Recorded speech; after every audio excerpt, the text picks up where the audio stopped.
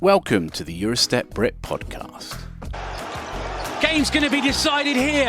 Harold spots up, doesn't go, put back is good! Roberto Canada with a second chance opportunity. Aris lead. Per Gunter for three, got it! Per Gunter, drei Punkte. Cullen, pull up three, no good. Orcus, the offensive board, he turns around and shoots. Got it at the buzzer! Hello and welcome to episode 20 of the Brit podcast. We'll call this one the EuroCup draw.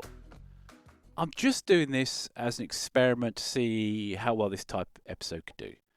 As you know, the draw for the EuroCup regular season has been made. So in this short bonus episode, well, it's short, you really don't want to hear too much of me, we'll take a brief look at the Lions' opponents. So, without further ado, let's get to it. Coming into the draw, the Lions knew the only team they would not be drawn against was Polish side Wrocław, who, like London, were temp seeds. Now, before I continue, do not worry about the Lions being temp seeds. They've been a temp seed twice before and still made the playoffs each time. Until our domestic league improves and British teams do well in Europe on a regular basis, you've got to expect low seedings in the various pan-European competitions. Anyhow, back to draw. Another thing the Lions knew is that they would end up with trips to Germany, Lithuania, Turkey, Italy and Greece. Everything else was up for grabs. Let's start with the Lions' first opponents. Lions say hello again to a familiar foe as they get set to face Turk Telekom for a third season. When the two teams met in the Lions' debut EuroCup campaign, it was a team from Ankara who swept the season series. But a year later, the Lions will get their revenge with a convincing win at the Copper Box in their playoff opener. Last season, Turk Telekom reached the quarter-final stage before coming unstuck against eventual champions Maccabi Tel Aviv. It's hard to gauge what the Turk Telekom roster will look like at this stage of the off-season, but after a disappointing domestic campaign where they finished 10th in the regular season and only got into the playoffs via a play-in, expect a number of changes. If you want a Lions connection, Turk Telekom is one of Sam Decker's former teams. As for this season, they did, however, make a great start to their recruitment by signing Jalene Smith. He spent last season with their EuroCup and domestic rivals Başakşehir. Twice MVP of the round, Smith's performances earned him a spot in the All-EuroCup first team. We now move on to the Lions' next opponents, Castres Bourg-en-Bresse, the only French team in the competition.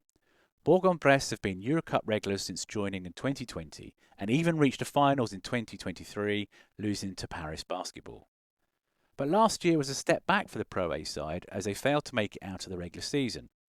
But domestically, they were a lot better, finishing 5th in the regular season and making it to the semi-finals. And if you want a Lions connection here, I give you Ryan Schmidt. The only time Lions have previously played Borg was in a pre-season tournament before the Lions' first EuroCup campaign, which Schmidt was coach for. When Borg reached the finals in 2023, their young star was Zachary Rizichet. Now, he got drafted by the Atlantic Hawks last year. And guess which Hawks assistant coach worked with him? You got it, ex-Lions head coach Ryan Schmidt. Moving on to the third seeds, it's a new opponent for the Lions in the shape of Racing Ulm, and I have to say I'm very happy about this one. As any regular podcast listener will know, Lions versus Ulm is pretty much my dream EuroCup matchup. And if you're not a podcast listener, the sporting director Ulm has a connection to British basketball in the shape of Torsten Leibenhardt, who once coached the Scottish Rocks. But I digress. Ulm are EuroCup regulars, and while their EuroCup campaign ended early last year, they are coming off a fantastic domestic season which saw them go all the way to the German BBL finals, just coming up short in the final game to Bayern Munich. And if you're an NBA fan, you'll definitely be aware of them, given that they had two players drafted in the first round this year. Noah Senge by the Chicago Bulls, and of course the Brooklyn Nets took Ben Saraf. As Ulm's season has just concluded, it's difficult to tell who will be on the team next season, but given some of the great players to pass through Neu-Ulm in recent years, they will put together a competitive squad. When it came to the fourth seeds, Lions knew they would be facing a team from Istanbul. In the end, it was Besiktas who were drawn.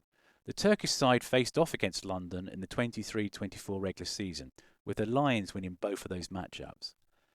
Despite losing twice to London, Besiktas still went on to reach the EuroCup semi-finals that season, like the Lions, their best performance in EuroCup to date. Last season, their EuroCup dream ended early in the first knockout round, but domestically they had a great campaign, only ended in the finals by Fenerbahce. At the time recording, Besiktas have been overhauling their squad, but one player who can look forward to London Lions reunion is Conor Morgan. Conor was part of that Lions squad that reached the semi-finals in 2024 and then signed for Besiktas last season. Now to the 5th seed, and it's another case of hello again, as the Lions are drawn against Budućnost Voli Podgorica of Montenegro. The Lions will probably prefer to play the other 5th seed, Emanuele Venice, as Budućnost swept the Lions when they met in the 2022-23 season. However, it's actually going to be Podgorica's first visit to the Copper Box, as the last time these two teams met in London, it was at Wembley Arena. In EuroCup last year, the Montenegrin side snuck into the playoffs at the expense of Lazio Farm, but then went out in the first knockout round. But domestically, it was a great season in the Adriatic League. They topped the regular season standings and got all the way to the finals before losing to Partizan Belgrade. Whatever team they put together this season, going out to Podgorica, that is a tough road trip for any team. With seed number 6, the Lions knew they would get a Greek opponent. On this occasion, it was Panios Athens, back in the EuroCup for the first time since 2014, the last time the Greek club played in any pan-European competition. Like fellow 6th seed Aris, they're coming off a domestic season which is very disappointing, and it's hard to gauge at this early stage how competitive they will be. As a result of last year's Greek League form and now entering the EuroCup, their roster is undergoing a massive overhaul, but early signings indicate they're adding players with experience of playing in pan-European competitions. And if you like obscure connections, I think I have a good one for you. The Lions won't be the first team from England that Panios have faced. That honour goes to Manchester United. Yep, Manchester United used to have a basketball team. The teams met in the FIBA Korak Cup back in September 1987, with United prevailing over 2 legs. If Pot 6 offered the Lions a Greek opponent, Pot 7 would ensure one from Lithuania. In this case, it's a EuroCup regular in the shape of Lietkabelis Panevėžys, and this will be their 8th appearance in the last 10 EuroCup seasons. Domestically, Lietkabelis play in a league which has been dominated by Žalgiris Kaunas and Rytas Vilnius in recent seasons. But Lietkabelis are always there or thereabouts at the end of the season, are usually a safe bet to make it to the Championship semi-final stage. In EuroCup, they've struggled in recent seasons and haven't made the playoffs in the last 2 years. But having commentated on a few of their games over the years, I've seen they can be a tough team to beat when they're on form. And it's a shame the Lions won't have Alan Hadzibegovic in their roster next season, as Alan actually made his EuroCup debut for Lietkabelis back during the 2023-24 season. That would have been a nice reunion. When it came to the 8 seeds, Lions were reunited with Dolomiti Energia Trento. They will have happy memories, the Italian team, as the Lions' very first win in EuroCup came at the Copper Box against the side from Trentino. Trento had a bridge connection, but as next season, it's no more. GB international Quinn Ellis spent 2 successful seasons with Trento, becoming a key part of their rotation. It's worth noting that Trento are coming off the back of a very strong season. While they didn't make the EuroCup playoffs, they had a great domestic campaign as they won the Italian Cup. Ellis was a key part of that team, and his reward now is a chance to play in the EuroLeague after he signed with Milan. And finally, the 9th seeds, Niners Chemnitz. The team from Saxony are relative newcomers to the pan-European stage, having first entered in 2022. But they didn't have long to wait for success as they won the FIBA EuroCup in 2024 and last season reached the Basketball Champions League play-ins. Not bad for a team who have only been in Germany's top flight since 2020.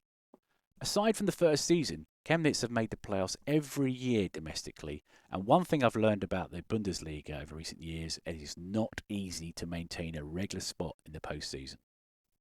Moving up to EuroCup is another step up for Chemnitz, and it'll be interesting to see how they do in this competition. As for a connection to Britain, one of Chemnitz's former coaches is Mike Taylor, who 22 years ago was head coach of the Essex Leopards. If you want to know what his experience at Chemnitz was like, check out episode 6 of the podcast, where he was my guest. In it, he also talks about coaching the other 2 German teams in this year's EuroCup, Ratiofarm Ulm and Violet Towers Hamburg. Right, hope you enjoyed that. One of the things I've been asked already is, which is the easiest/harder group, and are Lions in the best group? I'd say it's impossible to say at this stage, as we don't know the full rosters for each team. But let me give you a couple of historical stats. Lions have played 11 of the other 19 teams before. Had Lions placed in Group A, their combined record against those teams, obviously excluding fellow 10th seed /Wrocław, is 8 wins and 4 losses. And that's mostly thanks to playing Hamburg Towers. The Lions' record against their Group B opponents to date, 5 wins and 4 losses.